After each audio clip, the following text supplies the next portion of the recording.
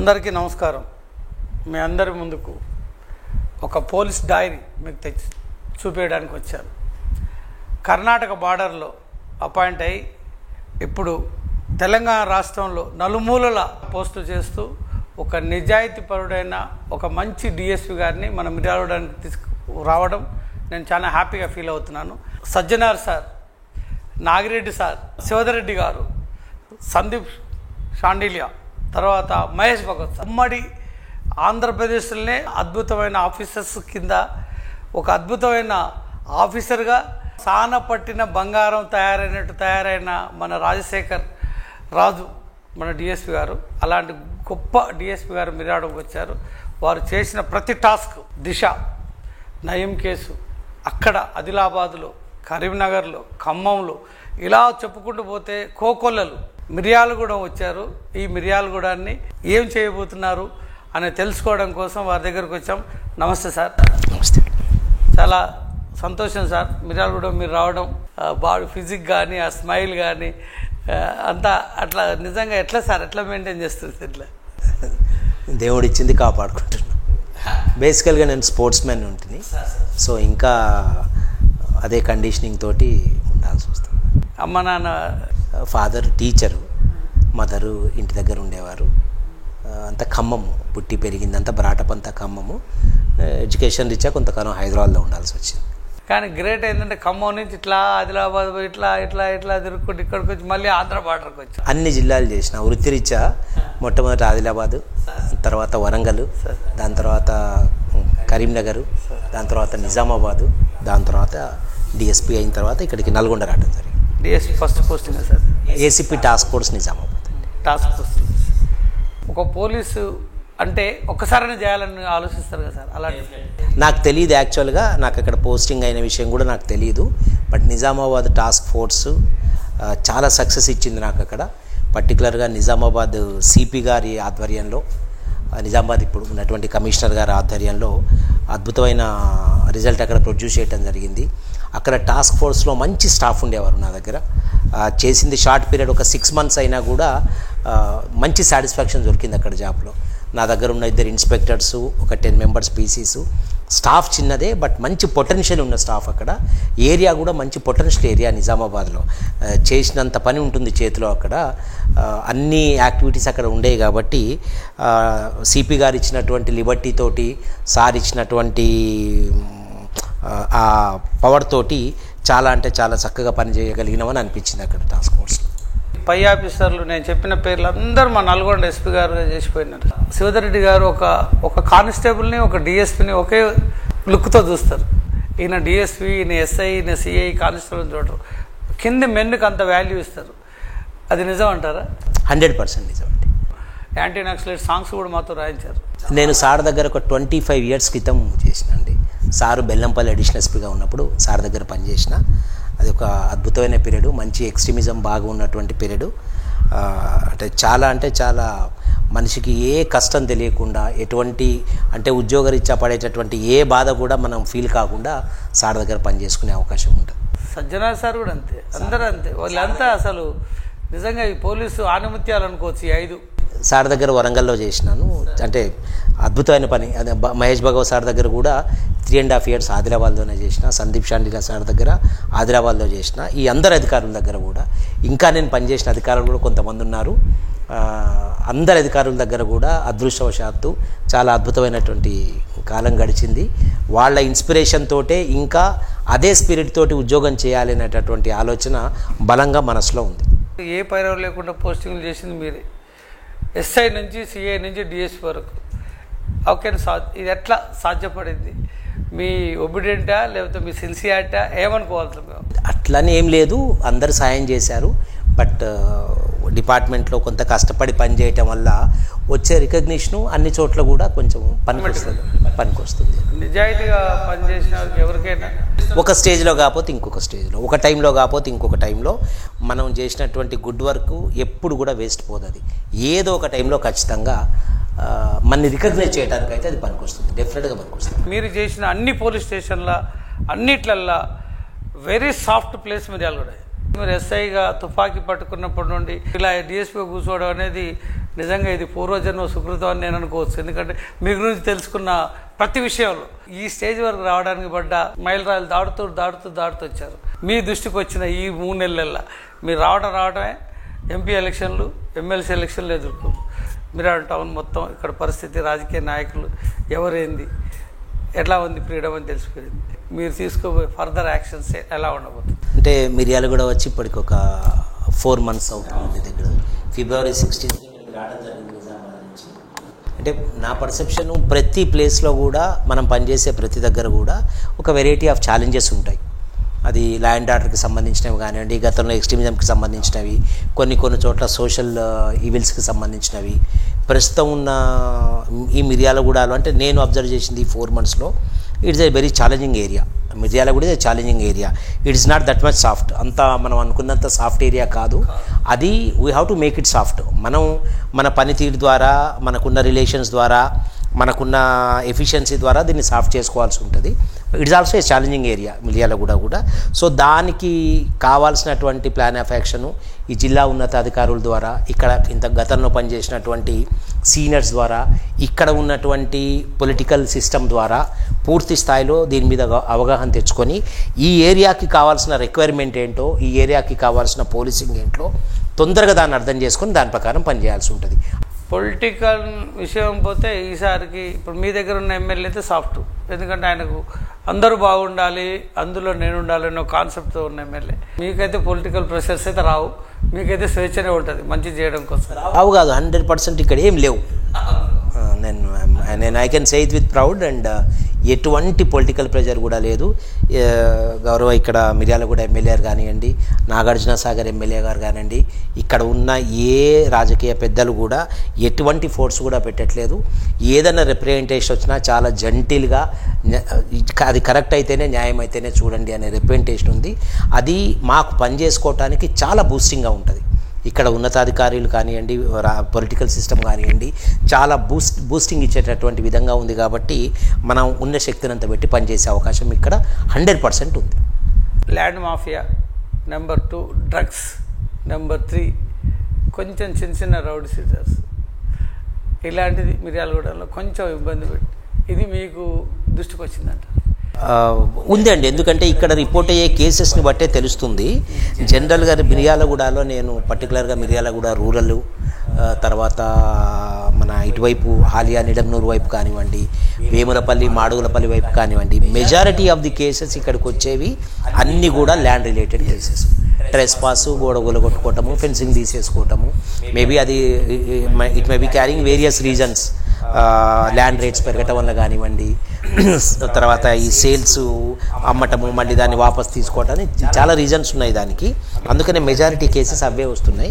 Senior officers directions ప్రకారము, తర్వాత దీంట్లో హానరబుల్ కోర్ట్స్ ఇన్వాల్వ్మెంట్ కూడా ఉండదు కాబట్టి ఆ కోర్ట్ డైరెక్షన్స్ కూడా మేము చూసుకోవాల్సి వస్తుంది. రెవెన్యూ సిస్టమ్ తోటి కోఆర్డినేట్ చేసుకొని చేయాల్సి వస్తున్నది. సాధ్యమైనంత వరకు ఈ కేసెస్ని తొందరగా డిస్పోజ్ చేసేటటువంటి ప్రయత్నం చేస్తూ ఉన్నాం. మా లిమిట్స్లో మా ఎస్ఐస్, మా సిఐస్ మేమందరము ఒక ప్లాన్ ఆఫ్ యాక్షన్ తోటి ఈ ల్యాండ్ రిలేటెడ్ ఇష్యూస్ని ఎట్లా సాల్వ్ చేయాలి, అవి ఎట్లా మినిమైజ్ చేయాలనే దాని మీద మేము ఒక సిస్టమేటిక్గా వర్కౌట్ చేస్తూ ఉంటాం. దాని మీద గవర్నమెంట్ అంటే పేద ప్రజలకు కనిపించేది పోలీసే సార్. భార్య భర్తలు కూడా పెట్టుకున్న పోలీసే కనపడతాడు, ల్యాండ్ వచ్చిన పోలీసే, అన్నదమ్ములు కొట్టుకున్న పోలీసే, రౌడీలు కొట్టిన పోలీసే. ఇలాంటి పోలీసు వృత్తి అనేది నిజంగా నాకు తెలిసి పూర్వజన్మ సుకృతమే. అలాంటిది సెల్ఫ్ సాటిస్ఫాక్షన్, మీ ఉద్యోగంలో మీరు సాటిస్ఫాక్షన్ అయ్యే మీరు తలుచుకుంటే కొంత టౌన్ మారుతుంది, కొంత నియోజకవర్గం మారుతుంది. తప్పకుండా అండి. యాక్చువల్గా అందరం అంటే ఆఫీసర్స్ అందరం కూడా మేము అర్థం చేసుకోవాల్సింది, కింద స్టాఫ్ ఏదైతే ఫీల్డ్ మీద ఉంటారో, right from the rank of home guards, మా కానిస్టేబుల్ ఆఫీసర్స్, మా ఎస్ఐస్, ఇన్స్పెక్టర్సు, వీళ్ళు పూర్తి ఎఫిషియన్సీ తోటి వాళ్ళ శక్తి మేరకు పనిచేస్తేనే పబ్లిక్ మేము సర్వ్ చేయగలం. సో వాళ్ళ ఎఫిషియన్సీని, వాళ్ళ పవర్ని, వాళ్ళకున్న ఎనర్జీని ప్రాపర్గా వాడుకోవటం, వాళ్ళని ప్రాపర్గా గైడ్ చేయటం మా రెస్పాన్సిబిలిటీ యాజ్ సూపర్వైజరీ ఆఫీసర్స్గా. సో కాబట్టి అన్ని విధాలుగా కూడా ఇక్కడ ఉన్న ఎస్ఐస్ అందరూ కూడా చాలా చక్కగా పనిచేస్తూ ఉన్నారు. అందరూ ఇక్కడ ఉన్న సిస్టమ్ తోటి ట్యూన్ అయి పనిచేస్తూ ఉన్నారు. కాబట్టి వాళ్ళని రెగ్యులర్గా గైడ్ చేయటం, వాళ్ళ దగ్గర నుంచి బెస్ట్ రిజల్ట్ రాబట్టుకోవటం అనేది మా డ్యూటీ. మేము డెఫినెట్గా దానికి అన్ని ఎఫర్ట్స్ కూడా చేస్తాం.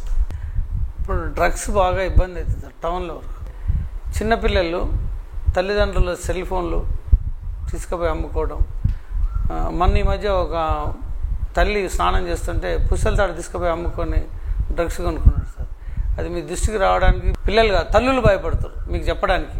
చెప్తే నా కొడుకు భవిష్యత్తు ఏమవుతుందని.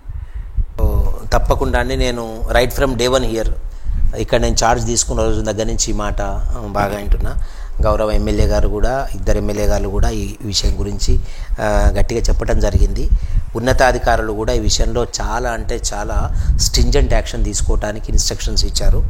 సో ప్రస్తుతం మేము కూడా ఈ ఎలక్షను దాంట్లో నుంచి బయటకు వచ్చిన తర్వాత రెగ్యులర్ పోలీసింగ్ మీద పూర్తి స్థాయిలో ఫోకస్ చేసినాం. మాది కూడా నేను ఖచ్చితంగా చెప్తున్నా, మా టాప్ ప్రియారిటీ మిర్యాలగూడ వరకు, ఇక్కడ ఉన్నంత వరకు ఒకటి గంజాయి కంట్రోల్ చేయటం అనేది. సో ఇక్కడ పర్టికులర్గా మిర్యాలగూడకు వచ్చే వరకు కాస్త ఇక్కడ స్టేట్ బార్డర్ ఉండటం వల్ల, ఇటు పల్నాడుతోటి అటు మాచర్ల అటువైపు స్టేట్ బార్డర్ ఉండటం వల్ల ట్రాన్స్పోర్టేషన్ కొంత ఈజీ అవుతూ ఉంది వాళ్ళకి. సో ఇక ఆ ట్రాన్స్పోర్టేషన్ బల్క్గా కాకుండా చిన్న చిన్న అమౌంట్స్లో చిన్న చిన్న ప్యాకెట్స్ రూపంలో వస్తున్నది. తర్వాత వేరియస్ యాంగిల్స్ నుంచి వస్తున్నది కాబట్టి సో మ్యాక్సిమం మాకున్న నెట్వర్క్ అంతా మేము ఇప్పుడు యాక్టివేట్ చేయడం జరుగుతూ ఉంది. దాని మీద డెఫినెట్గా మా శక్తి మేరకు పూర్తిగా మిర్యాలగూడని గంజాయి రహిత ప్రాంతంగా తయారు చేయడానికి మా శక్తి మేరకు మేము పనిచేస్తాం. మీరు బార్డర్ అన్నందుకు నాకు ఆంధ్ర నుంచి బ్లూ అనే ట్యాబ్లెట్ వస్తుంది సార్. బ్లూ అంటే డ్రగ్స్ పోయి ఒక ట్యాబ్లెట్గా తయారయ్యింది. ఒక ట్యాబ్లెట్ 250, 24 hours మత్తులో ఉంటున్నట్టు. మీ దృష్టికి వచ్చింది సార్ బ్లూ.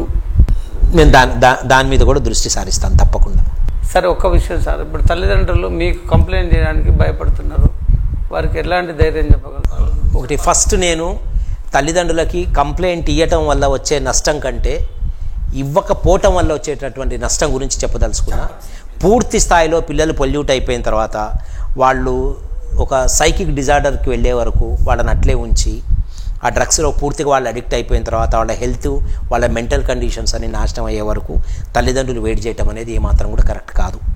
రెండు, సొసైటీ పెద్దది కాబట్టి అన్ని విషయాలు మేము డైరెక్ట్గా తెలుసుకోవటం అనేది కొంచెం మాకున్నటువంటి రెస్ట్రిక్షన్స్ మాకుంటాయి. తల్లిదండ్రులు ముందుకొస్తే ఈ విషయంలో పోలీసుల పని చాలా ఈజీ అవుతుందండి. ఎందుకు అంటే కన్జ్యూమర్ నుంచి సప్లయర్ దగ్గరికి, కన్జ్యూమర్ నుంచి పెడ్లర్ దగ్గరికి వెళ్ళటం పోలీస్ వాళ్ళకి చాలా ఈజీ. ఎవరైతే దాన్ని కన్జ్యూమ్ చేస్తున్నారో వాళ్ళ ద్వారా వాళ్ళకి సప్లై చేసిన వాళ్ళు, తద్వారా వాళ్ళకి మెయిన్ సప్లయర్ ఎవరో కనుక్కోవటం పోలీస్కి ఈజీ అవుతుంది. కాబట్టి ఈ కన్జ్యూమర్స్కు మా దగ్గర లిస్ట్ ఉంది, మేము వర్కౌట్ చేస్తాం దాని మీద. అప్పుడైనా విషయం బయటికి రావాల్సిందే. కాబట్టి తల్లిదండ్రులే స్వయంగా పిల్లలు విషయంలో తల్లిదండ్రులకి కానీ వాళ్ళ పిల్లలకి కానీ మేము ఎటువంటి ఇబ్బంది కలగనీయం.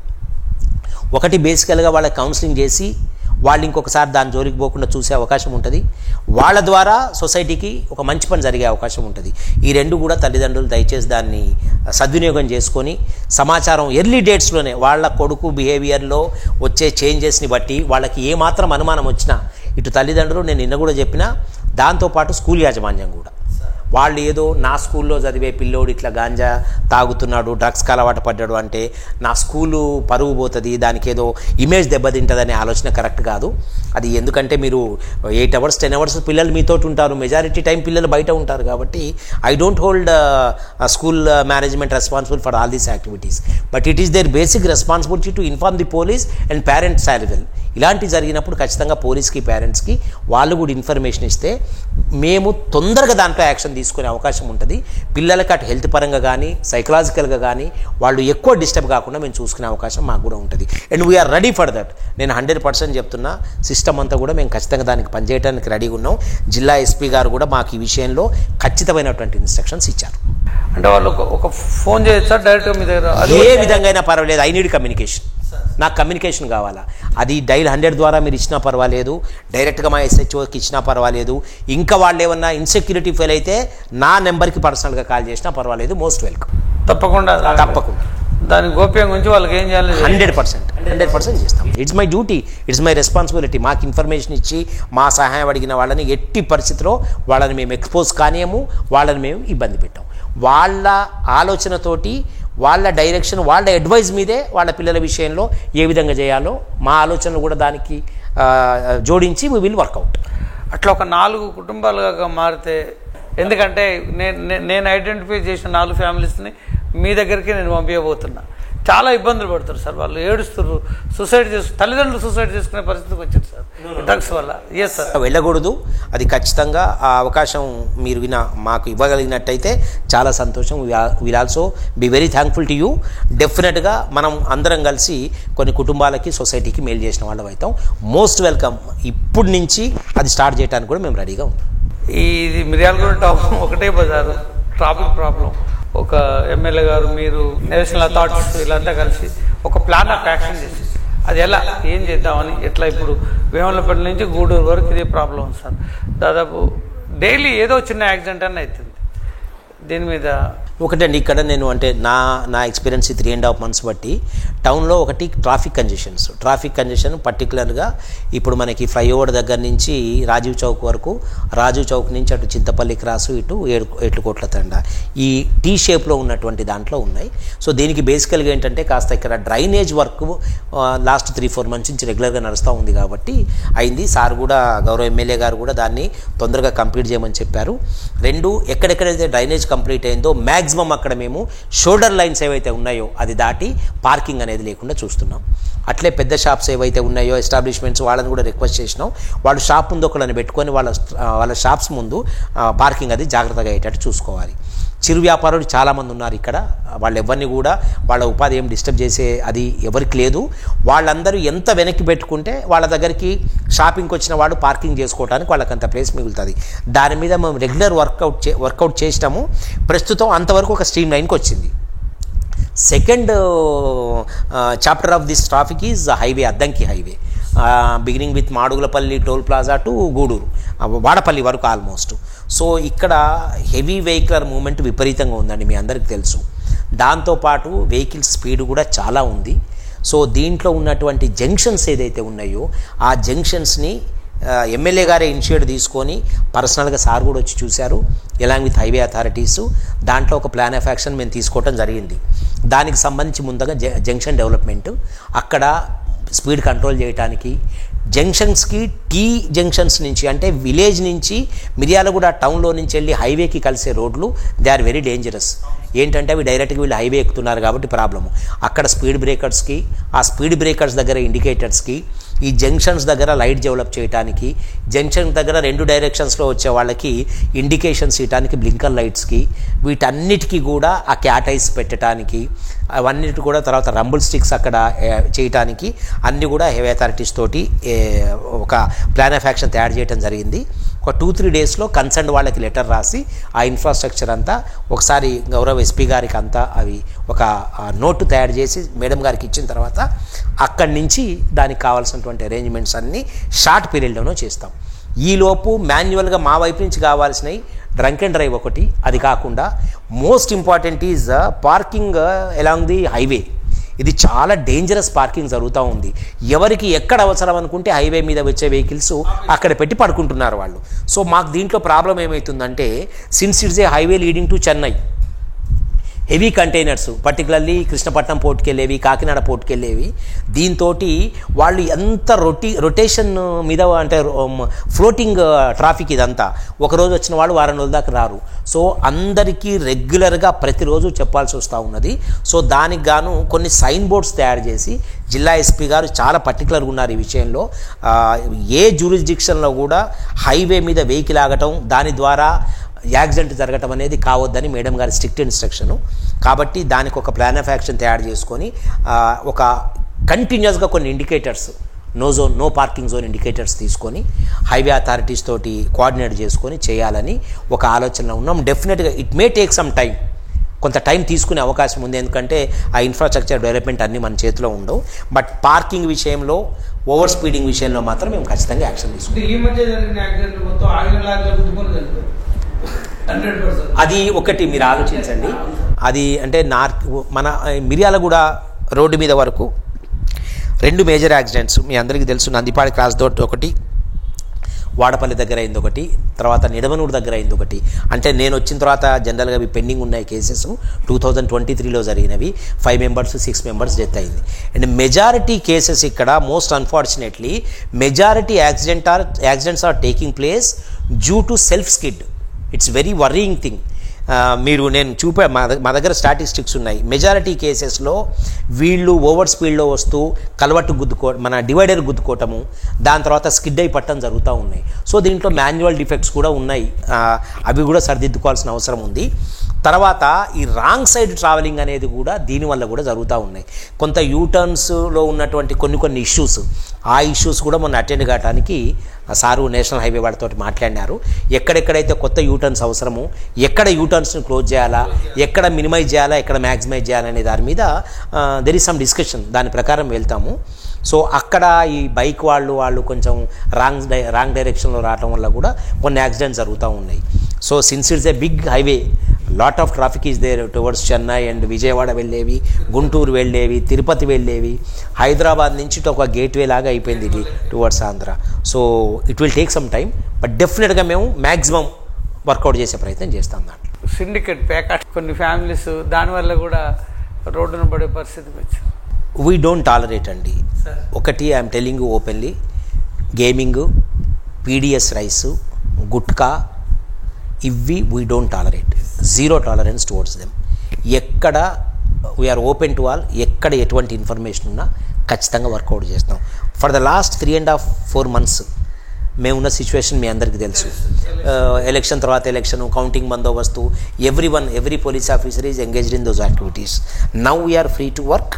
డెఫినెట్గా రొటీన్ పోలీసింగ్ దీని మీద చేస్తాము. We are ready. ఏ ఇన్ఫర్మేషన్ ఇచ్చిన వాళ్ళ ఐడెంటిటీ పూర్తి స్థాయిలో సీక్రెట్గా ఉంచబడుతుంది. వాళ్ళు ఇన్ఫర్మేషన్ ఇచ్చిన తర్వాత వాళ్ళు క్రాస్ చెక్ చేసుకోవచ్చు మేము పని చేసినామా లేదా.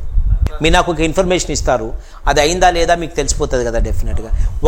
కొన్ని సక్సెస్ అయితే కొన్ని సక్సెస్ కావు operations, but you will definitely come to know whether we have tried for that or not. మీకున్న ఎక్స్పీరియన్స్ బట్టి మీరు ఆపరేషన్ ఫెయిల్ అయ్యేది ఉండదని నాకు తెలుసు. కేసెస్ డిటెక్షన్ వేరండి, we will go long way. దాంట్లో సఫిషియంట్ టైం దొరుకుతుంది. ఆపరేషన్స్ ఫీల్డ్ మీద ఎట్లుంటాయంటే ఒక్కొక్కసారి అనుకోని చిన్న ఎక్స్పోజర్ అయినా, లేదు ఎవరన్నా సమ్ లాట్ ఆఫ్ ఫ్యాక్టర్స్ ఉంటాయి దాంట్లో. దానివల్ల అప్పుడు ఫీల్డ్ మీద ఫెయిల్ అయ్యే అవకాశం ఉంది. కానీ ఎట్టి పరిస్థితిలో కూడా ఇచ్చిన ఇన్ఫర్మేషన్ని మెటీరియలైజ్ చేయడానికి 100% మేము ప్రయత్నం చేస్తాం. మహేష్ భగవత్ గురించి, శివధర్ రెడ్డి సార్ గురించి వాళ్ళ వల్ల నేను ఒక డిసిప్లిన్ నేర్చుకున్నా అనేది చెప్తున్నారంటే, రేపు మా డిఎస్పీ గారు మాకు ఇట్లా నేర్పిరని ఇప్పుడున్న మేము అనుకోవాలి కదా సార్. అనుకున్నప్పుడు మీకు పేరు వస్తుంది, వాళ్ళకి పేరు వస్తుంది, భవిష్యత్తులో ఇంకా వాళ్ళు డిఎస్పీలు సిఐలు అయ్యే పరిస్థితి ఉంటుంది. కాబట్టి నిజంగా మీలాంటి ఆఫీసర్ కింద వాళ్ళు పనిచేసే అదృష్టం రావడమే గ్రేటు. కానీ ఈ ఆపర్చునిటీని వాళ్ళు అందుకొని కాక సక్సెస్ అయితే ఇటు పబ్లిక్ ఇటు మీకు మంచి పేరు వస్తుందని మేము ఆశిస్తున్నాం. అంతే. డెఫినెట్గా అండి. రెగ్యులర్గా ఎస్ఐ స్థాయిలో, సిఐ స్థాయిలో, నా స్థాయిలో అందరం కూడా డివిజన్లో ఉన్న ఫోర్స్ని అంతా రెగ్యులర్గా మానిటర్ చేస్తూ ఉన్నాం, వాళ్ళని మోటివేట్ చేస్తూ ఉన్నాం. సో నేనైతే గట్టిగా నమ్ముతా, దొంగల్ని పట్టుకోవటం, ఎన్ఫోర్స్మెంట్ చేయటమే పోలీస్ వాళ్ళకు ఉండాల్సినటువంటి ప్రథమ లక్షణం. That's very important. ఎందుకంటే ఇవన్నీ ఛాలెంజింగ్ టాస్క్లు. ఈ ఛాలెంజ్ మీట్ అయితేనే మనకి బయట ఇమేజ్ ఉంటుంది. కాబట్టి మ్యాక్సిమం దాని మీద వర్కౌట్ చేయాల్సిన బాధ్యత పోలీస్ వాళ్ళ మీద ఉండి, సో దొంగతనాలు కాకుండా చూసుకోవాల్సి వస్తుంది. అయితే దొంగతనాన్ని పట్టుకోవాల్సిన అవసరం ఉంటుంది. ఈ గాంజా, గుట్కా, ఎన్ఫోర్స్మెంట్, పేకాట, తర్వాత పీడిఎస్ రైస్, ఏదైతే సోషల్ వీల్స్ ఉన్నాయో ఇవన్నీ కంట్రోల్ చేయాల్సిన బాధ్యత ఖచ్చితంగా మన మీద ఉంటుంది. ఇంకోటి సంతోషకరమైన విషయం ఏంటంటే, ఇక్కడ ఉన్నటువంటి పొలిటికల్ సిస్టమ్ కూడా దాన్ని చాలా బలంగా కోరుకుంటా ఉన్నారు. చాలా అంటే చాలా బలంగా కోరుకుంటా ఉన్నారు. It's a very happy thing. 100% we're given powers. ఏదున్నా మా ఏరియాలో ఇటువంటి జరగొద్దు అనేటటువంటి ఇన్స్ట్రక్షన్స్ పొలిటికల్ సిస్టమ్ నుంచి కూడా ఉన్నాయి అంటే it's a very happy thing. అంటే ఇప్పుడు అంతా యంగ్ డైనమిక్లే కాదు, జయవీర్ అయినా ఇటు బిఎల్ఆర్ అయినా వాళ్ళు ఏదో చేయాలని తప్పంతో వచ్చారు. కాబట్టి మీరు దీంట్లో ఇంకా సక్సెస్ కావచ్చు. ఎందుకంటే మొన్న మీతో పాటు ఎమ్మెల్యే గారు రోడ్ అంతా తిరగటం చూసి మేము కూడా చాలా హ్యాపీ అయినాం. అంటే పొలిటికల్ లీడర్స్ ఏముంటుంది, ఏం సార్ అక్కడ ఏదైందట, ఇక్కడ ఏదైందట, మీరు ఏం చేస్తారు సార్ అని అనడం తప్ప వచ్చి స్పాట్లో చూడడం అనేది అది చాలా రేర్ ఉంటుంది. ఈ రోడ్ యాక్సిడెంట్స్, గాంజా, వీటి మీద కూడా అండి, అంటే మా జిల్లా ఎస్పీ గారు కూడా చాలా అంటే చాలా పర్టికులర్గా ఉన్నారు. వారి ఆదేశాల మేరకు కూడా ఎటువంటి ఇలాంటి వాటిని మేము ఏ విధంగా కూడా ఎంటర్టైన్ చేయకుండా పనిచేస్తాం డెఫినెట్గా. బెట్టింగ్స్ ఉన్నాయి. ఆ క్రికెట్ మ్యాచ్ ఎలక్షన్ ఒకేసారి సైమల్టేనియస్గా నడిచినాయి. దాదాపు మిర్యాలగూడెంలో కోట్లలో నడిచినాయి బెట్టింగ్లు. అయితే మొన్న మాకున్న టైంలోనే నేను కొన్ని ప్రయత్నాలు చేసిన దీని గురించి.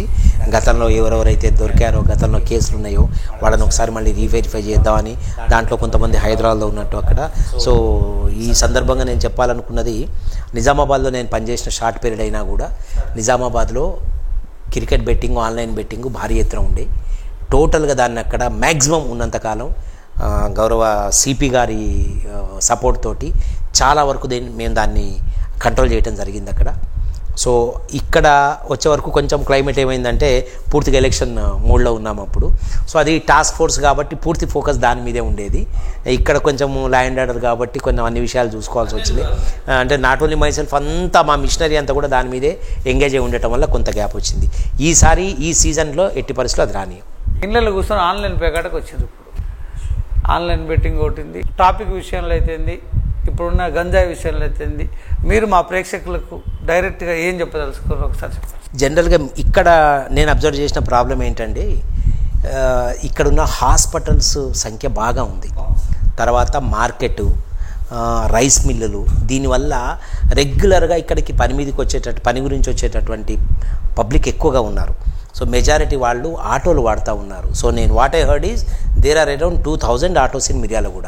ఇట్స్ ఎ స్మాల్ టౌన్, అంటే టౌన్కి సంబంధించి చాలా చిన్నది మిర్యాలగూడ ఏరియా, ఒక టీ జంక్షన్ అంతే ఇది. దాంట్లో 2000 ఆటోలు అంటే చూస్తాం బయటకు పోయినప్పుడు. అంటే 70% రోడ్డుని ఆటోలు ఆక్యుపై చేసుకొని ఉంటున్నాయి ఇక్కడ. సో ఎవరి ఇబ్బందుల్లో వాళ్ళు ఉన్నారు. సో వాళ్ళందరికీ కూడా మేము ఫ్రీక్వెంట్గా కౌన్సిలింగ్ ఇస్తూ ఉన్నాం. ఇక మీరు అన్నట్టు traffic is nothing but self discipline.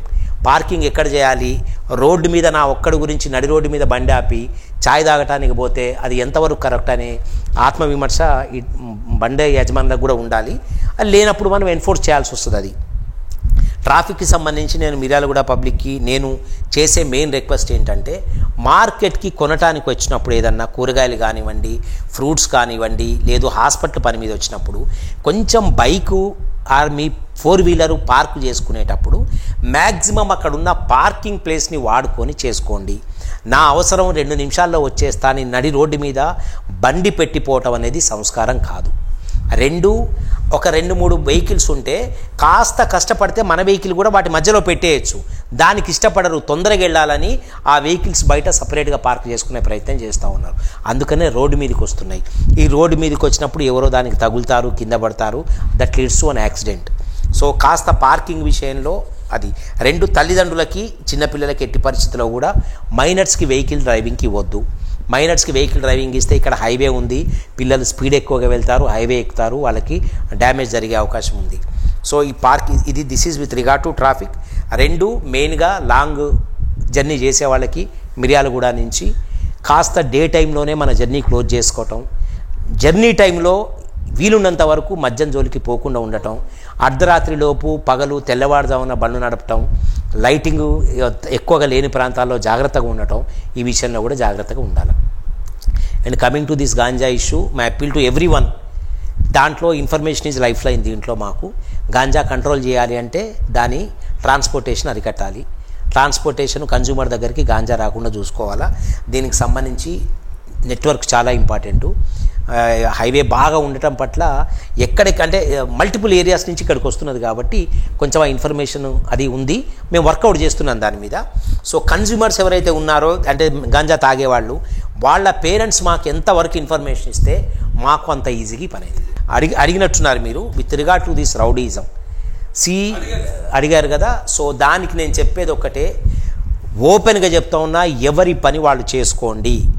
మా పని కాదు, మేము వేరే దాంట్లో ఇన్వాల్వ్ అవుతాము, ల్యాండ్ డిస్ప్యూట్లో ఇన్వాల్వ్ అవుతాము, ఈ చెత్త పనులు గుట్కా వాళ్ళు వెనుకుంటాము, ఈ పిల్లగాడానికి తాపిచ్చి గొడవలకి పంపిస్తాను అంటే మాత్రం చాలా బాధపడాల్సి వస్తుంది, ఇబ్బంది పడాల్సి వస్తుంది.